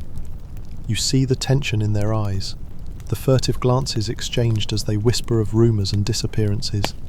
The guillotine shadow looms over the city, an ever-present reminder of the revolution's merciless toll. Every day, new names join the long list of the condemned, and the city holds its breath between executions, waiting for the next fall of the blade. Amid this atmosphere of dread, the girl arrives once more. Her face is pale, eyes darkened by sleepless nights, but her resolve remains unbroken. She carries with her a bundle of letters and coded messages, wrapped tightly in oilcloth to protect them from the damp. Together, you sit near the hearth, unfolding the fragile papers with care. The letters tell stories of families torn apart, of whispered resistance meetings, plans to smuggle those at risk to safer places beyond the city's reach. One message speaks of a hidden cellar beneath an unassuming tavern, a secret refuge where the frightened gather in the dead of night, sharing food and hope beneath the watchful gaze of the stars. Another details a narrow escape route through the city's underground tunnels, a labyrinth of forgotten passages beneath the streets, where the air is thick and the darkness deep. These secrets, passed hand to hand, are lifelines in a world where trust is scarce and betrayal could mean death. The conversation lingers on the growing fear that anyone might be an informant. That neighbour, that friend, that passerby could slip a note to the authorities or lead soldiers to a hiding place. The paranoia is suffocating, yet beneath it lies a fierce determination to survive, to resist, to keep the flame of freedom alive in a city shadowed by terror. As evening falls, the fog thickens again, blurring the edges of the city and softening the harsh lines of barricades and patrols. The faint glow of lanterns flickers behind curtained windows, casting long, trembling shadows on the walls. Outside, the sound of distant footsteps and muted voices echo faintly, reminders of a world that continues to turn even as it teeters on the edge. You close the shutters carefully, the weight of the day settling like a shroud. The letters are hidden once more beneath the floorboards, treasures in a world turned upside down. The bakery, with its warmth and quiet light, remains a sanctuary, a fragile harbour where stories survive, where hope lingers just beneath the surface. The revolution presses on, relentless and unyielding, but here, in the soft glow of the hearth and the scent of fresh bread, life endures, a flickering flame in the gathering dark. The morning air is thick with a lingering chill, and the city awakens slowly under a sky heavy with steel-grey clouds. You rise from restless sleep, the ache of tension a familiar companion. The streets outside remain quiet, the usual early bustle subdued, as if the city itself senses the weight of an approaching storm. Through the window, the silhouette of the guillotine stands stark against the dull horizon, a grim sentinel watching over the restless city. Inside the bakery, the warmth of the oven is a small solace. You begin your work with deliberate care, kneading the dough, feeling its pliant texture beneath your fingers. This routine, so ordinary in any other time, feels like an anchor to normalcy in the turbulent sea of revolution. The smell of baking bread mingles with the faint scent of smoke from nearby chimneys, a reminder of life's persistence despite the upheaval. The girl arrives later, her footsteps soft against the floor, eyes reflecting the exhaustion and resolve shared by many who navigate this fractured world. She brings word of shifting alliances within the revolutionary factions, rumours of infighting and purges within the Committee of Public Safety, whispers of betrayals that cut deeper than any blade. The city's pulse feels erratic, the fragile order unravelling even as the terror tightens its grip. Together, you pore over the new messages, written in codes and symbols that hide secrets beneath their curves. One letter tells of families forced to flee their homes, seeking refuge in the outskirts or underground, their lives uprooted by suspicion and fear. Another describes a secret meeting held in the cellar of a quiet home, where voices rise in cautious hope, planning for a future that feels ever more distant. Outside, the city breathes in anxious rhythms, the clatter of boots on cobblestones, the distant shouts of patrols, the soft murmur of conversations held just out of earshot. The guillotine's shadow extends further, and you feel its presence like a cold wind pressing in from every direction. As dusk falls, you step outside briefly, the chill biting through your coat. The streets are almost deserted, save for the flicker of lantern light and the occasional hurried figure slipping through alleyways. You catch a glimpse of faces, some hardened by fear, others softened by sorrow. Each carries the weight of stories untold, losses unspoken, hopes guarded fiercely against the darkness. Returning to the bakery, you close the shutters against the night's chill and settle by the fire. The letters, the whispered plans, the quiet acts of resistance, they all live here, beneath the floorboards, in the cracks of the city's worn facade. And in these small, fragile threads, the spirit of the city endures, a testament to the resilience of those who live beneath the shadow of the guillotine. The morning light seeps slowly through the fogged windows, casting a pale glow over the modest bakery. Outside, the city is cloaked in a thin veil of mist, softening the harsh edges of stone and timber. You rise quietly, aware of the fragile stillness that blankets the streets at this early hour, a calm before the inevitable storm of the day. The chill of early autumn lingers in the air, biting at your skin as you open the door to let in the faint sounds of awakening Paris. Inside, the warmth of the oven pulses like a steady heartbeat, the scent of fresh bread rising and filling the room with a gentle comfort. Your hands move methodically, folding and pressing the dough, each motion grounding you amid the turmoil that grips the city beyond these walls. Today feels heavier somehow, the weight of the revolution pressing in tighter, its shadow lengthening with every passing hour. The girl arrives as the sun climbs higher, her footsteps soft but urgent. Her face is pale, eyes shadowed with sleepless nights, but there is a fierce determination beneath the fatigue.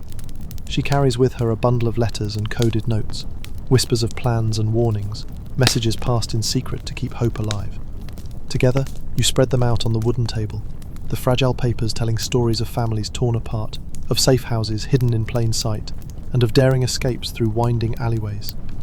One letter speaks of a mother who lost her husband to the guillotine just days before, her words heavy with grief, but also with a quiet vow to protect her children from the darkness closing in. Another reveals a map marking a hidden passage beneath the city, a labyrinth of tunnels where the desperate seek refuge from the ever-watchful eyes of the committee's agents. These messages are lifelines, fragile yet vital, connecting scattered souls in a city fractured by fear. The sounds of the city filter in faintly, the distant clatter of hooves on cobblestones, the murmur of voices hastily stifled, the soft rustle of leaves stirred by a sudden breeze. Outside, the streets seem emptier than usual, as if the city itself is holding its breath, waiting for the next wave of terror to break. The guillotine stands silent but ever-present, its shadow a constant reminder of the cost of rebellion and the fragility of life. As evening falls, the fog thickens once more, swallowing the glow of lanterns and turning the narrow streets into shadowed corridors. You close the shutters against the cold, the room growing darker except for the flicker of candlelight and the steady warmth of the hearth. The letters are carefully hidden away beneath the floorboards, treasures kept safe in a world unravelling at the edges.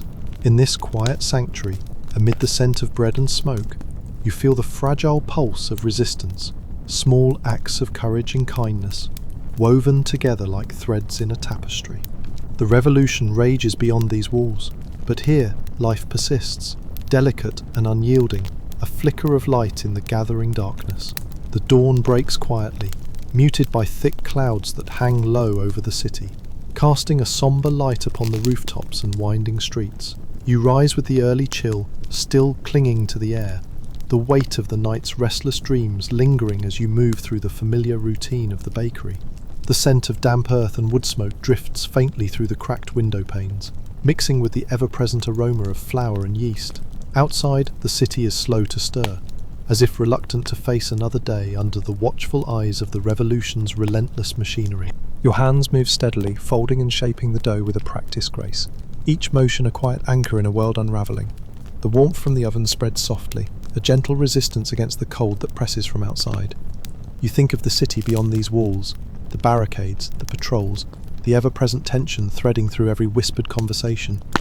The guillotine's shadow lingers in the distance, an unyielding reminder of the peril that waits for many just beyond the pale light of dawn. The girl arrives mid-morning, her expression lined with exhaustion yet bright with determination. She carries a bundle of folded papers, the weight of their secrets almost tangible. Together you unfurl the letters, delicate and worn, each one a fragment of lives disrupted by fear and courage alike. One tells of a man who escaped the city's clutches only to be hunted relentlessly by informants, his story a testament to the peril of trust in these times. Another recounts the quiet defiance of a family who sheltered fugitives beneath their floorboards, risking everything for a sliver of humanity in a harsh world. You listen as she reads aloud, the words soft but heavy with meaning, filling the room with voices from beyond the walls. Outside, the distant clang of the city's bells tolls the hour, echoing faintly through the fog-laden streets. The sounds are a constant reminder of time's relentless march and the countless lives caught in its tide. As afternoon fades, a cold wind rises, rattling the shutters and stirring loose papers on the work table. The streets grow quieter, shadows deepening beneath the gas lamps that flicker to life. You think of the countless others navigating this fragile existence, those who move silently through alleyways, those who speak in hushed tones behind closed doors, those who carry the weight of loss and the fragile hope of survival. Night settles softly over the city, wrapping it in a cloak of fog and silence. The guillotine stands motionless in the square, its blade poised but still, a symbol of terror etched into the very fabric of the city. Yet within the bakery's warm glow, amid the scent of fresh bread and fading candlelight, there is a fragile thread of resilience, a quiet defiance that persists against the encroaching darkness.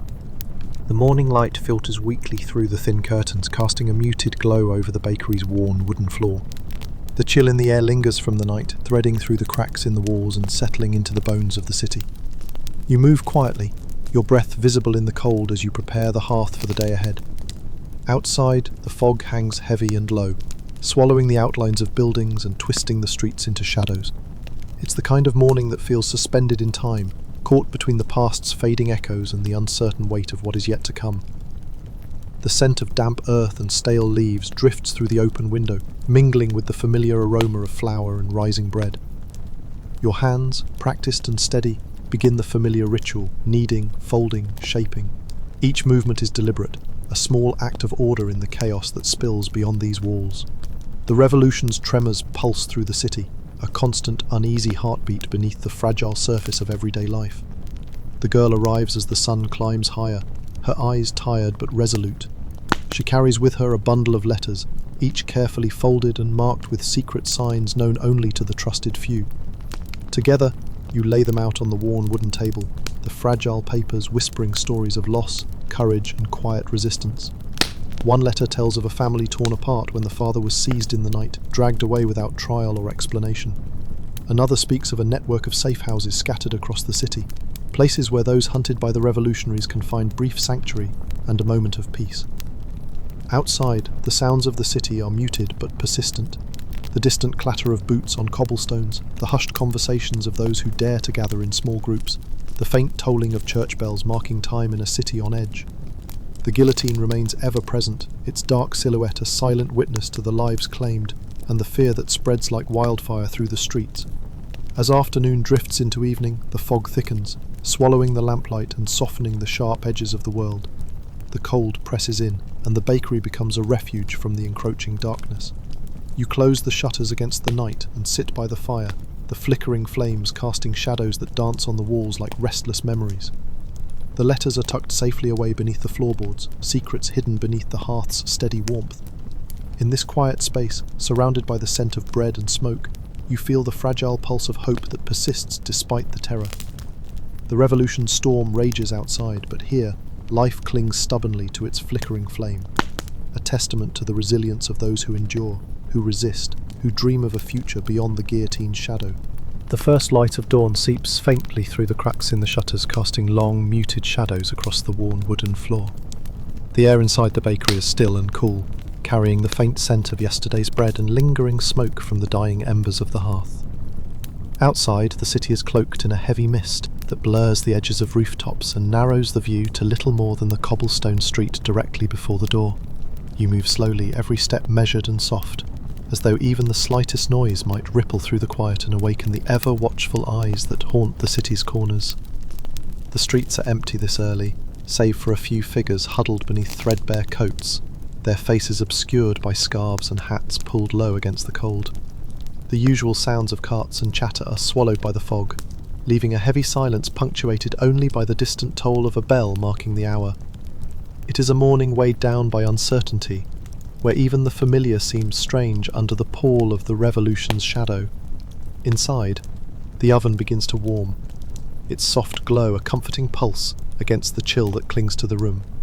You begin the slow, familiar process of preparing the dough, the tactile sensation grounding you as the city beyond continues its relentless, uneasy rhythm. The tactile act of kneading becomes a small island of calm amidst the chaos, flour dusting your fingers, the soft stretch of the dough, the faint warmth that spreads from your palms. The girl arrives later in the morning, her footsteps soft but purposeful.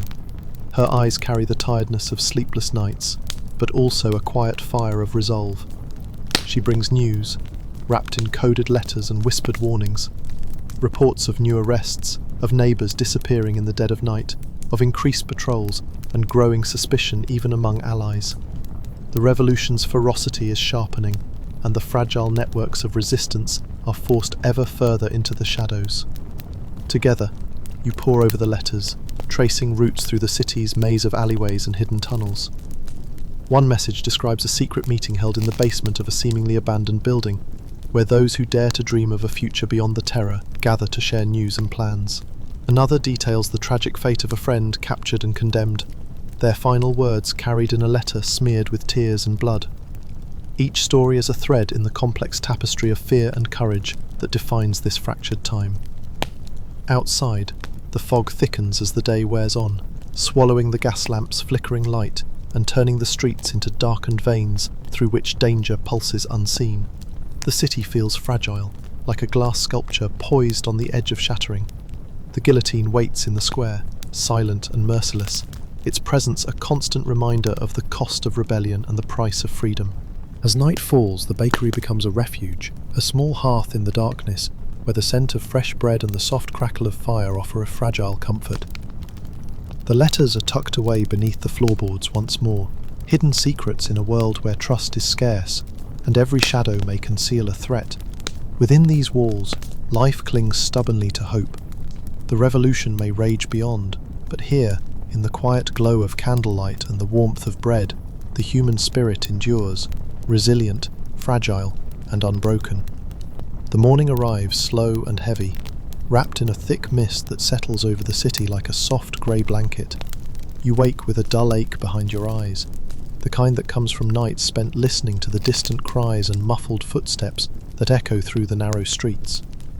The air is cool and damp, seeping through the cracks in the windows and wrapping around the bare walls of the bakery like a silent, invisible presence.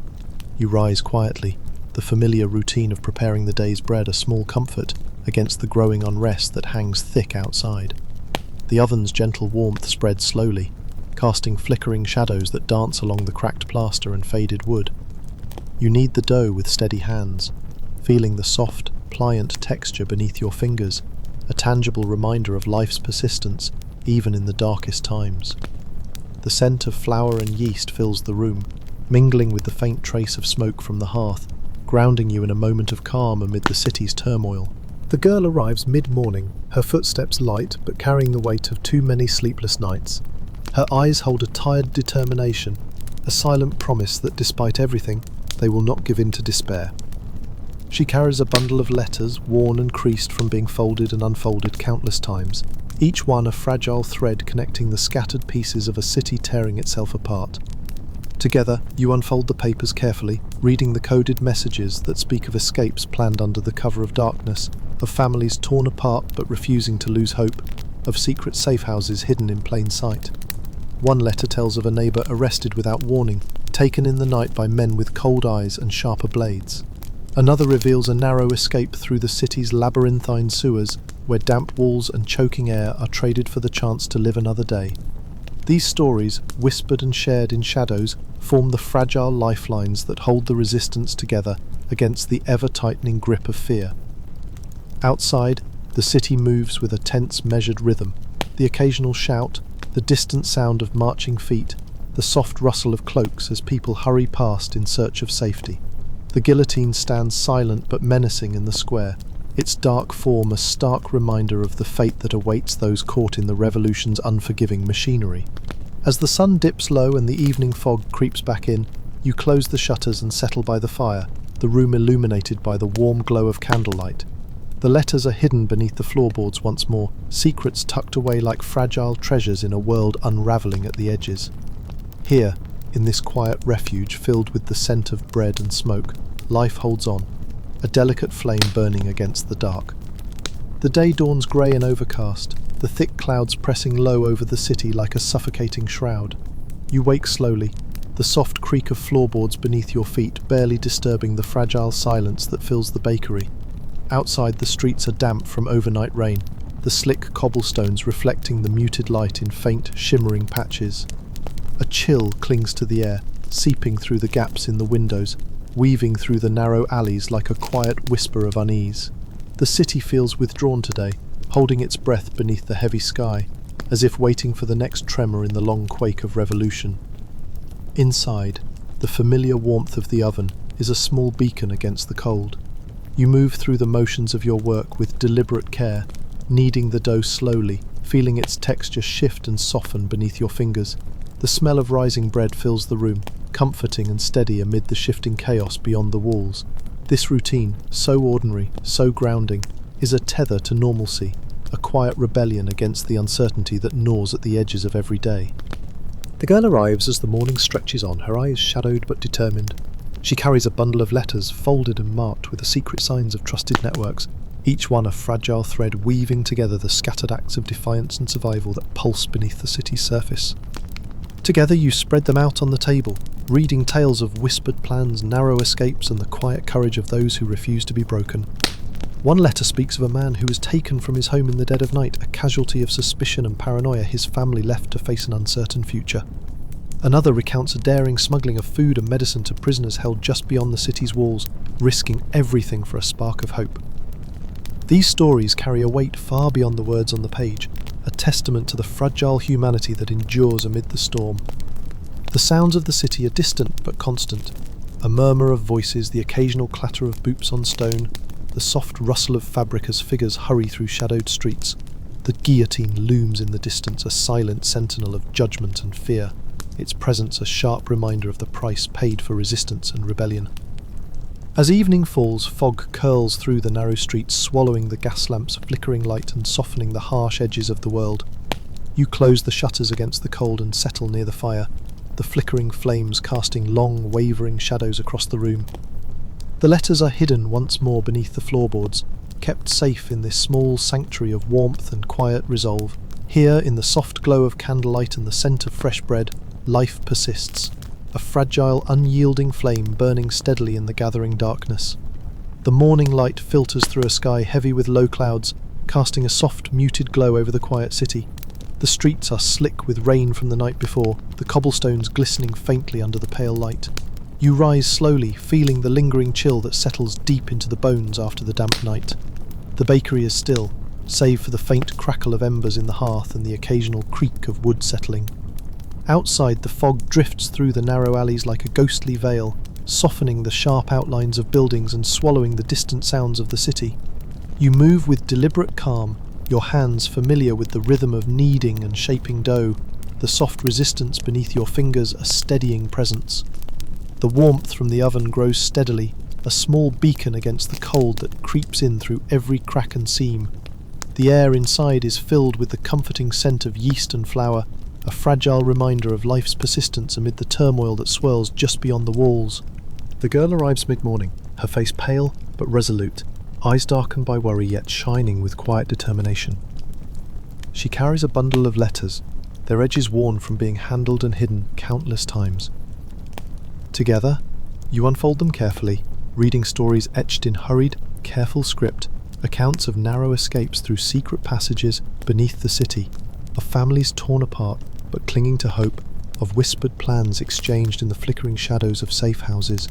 One letter tells of a young woman who lost her brother to the relentless machinery of the revolution, her grief tempered by a fierce resolve to continue the fight.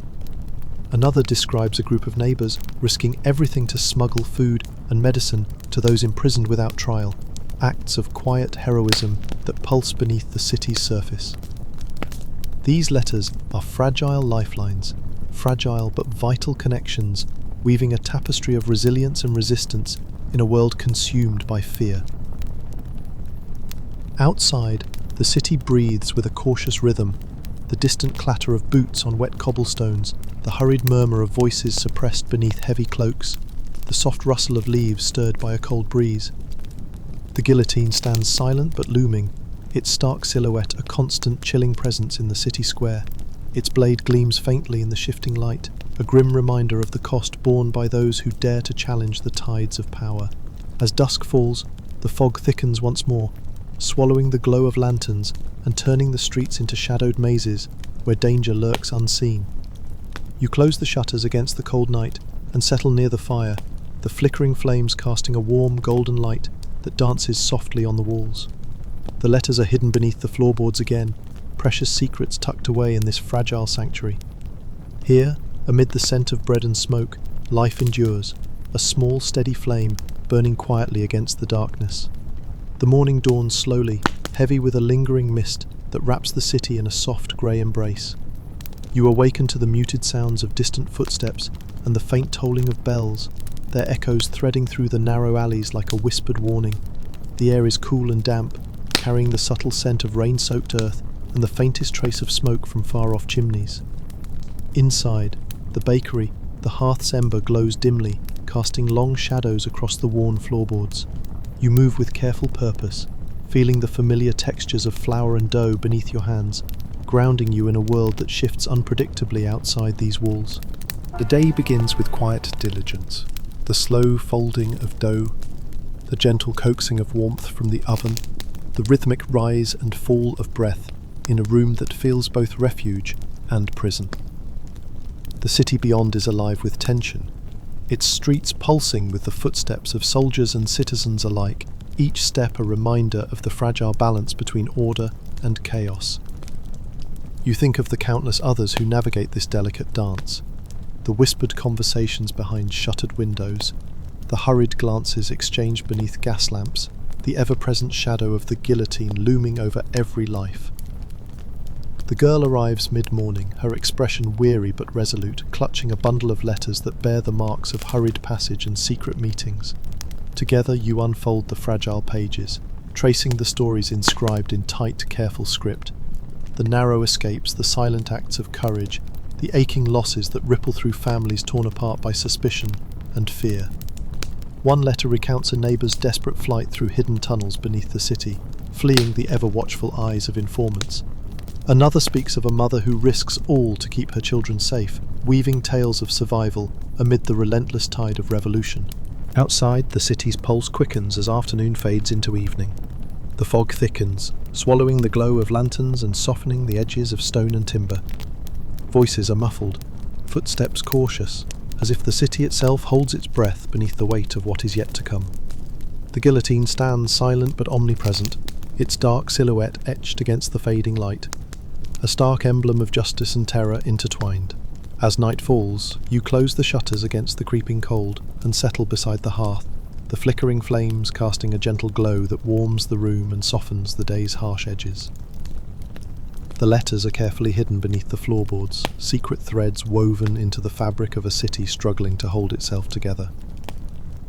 In this fragile sanctuary, amid the scent of fresh bread and the quiet crackle of fire, life endures, an unyielding flame burning steadily against the gathering darkness.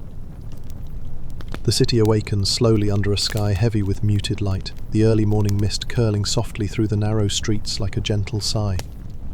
You rise from the bed with a quiet sense of weariness mingled with a fragile hope, the weight of recent days settling deep within your bones. Outside, the world feels suspended between moments, between the lingering shadows of the past and the uncertain promise of what lies ahead. The distant toll of bells marks the passage of time, steady and unyielding, echoing through the maze of alleys and stone. Inside the bakery, the familiar warmth of the oven kindles a steady glow, chasing back the chill that lingers in the corners. Your hands move with practiced calm, shaping dough with deliberate care, the soft pliancy beneath your fingers, a small comfort amid the turbulent currents beyond these walls. The scent of rising bread fills the room, a quiet testament to life's persistence and the gentle rhythms that endure even in the harshest times. The girl arrives once more, her eyes reflecting the exhaustion of countless sleepless nights, but also a flicker of resilience that refuses to be extinguished. She carries the bundle of letters, fragile threads connecting stories of loss, courage, and the unyielding will to survive. Together, you fold them carefully, tucking these whispers of resistance beneath the floorboards where they have long been hidden. Secrets kept safe in a sanctuary built of bread and quiet resolve. The city outside breathes with a cautious stillness. The guillotine stands silent in the square, its shadow a reminder of the fear and sorrow that have shaped so many lives. Yet beneath its ominous presence the people endure, holding on to moments of kindness, glimpses of solidarity, and the faint but persistent hope for a future beyond the terror. As the day unfolds, the streets slowly begin to hum with life again. Vendors calling softly, children's laughter muffled by distance, the steady rhythm of footsteps on stone. It is a world forever changed, scarred by upheaval and sacrifice, but still alive with the delicate pulse of humanity. In this fragile balance, you find a quiet strength, an understanding that even in the darkest hours, life continues to move forward, shaped by the choices made in shadow and light. And so, within the warm embrace of the bakery, surrounded by the scent of bread and the fading glow of the hearth, you remain, steadfast, resilient, a witness to the history unfolding beyond the walls, and a keeper of the stories that no one else dares to tell. And so, as you sit here, with the echoes of a city torn between hope and fear, fading into the quiet night, remember the resilience found in the smallest acts. The warmth of bread shared, the whispered letters passed in secret, the courage that flickers even in the darkest times. The story of those who lived through the French Revolution is not just one of terror and loss, but also of enduring humanity and quiet strength. May this calm, steady rhythm carry you gently now as you settle into your own space of safety and rest. Let the soft shadows of history fade away, replaced by peaceful dreams and the quiet comfort of stillness. Sleep well, and when you wake, may you find the world a little softer, a little brighter, and filled with the same quiet hope that carried so many through their darkest nights. Good night.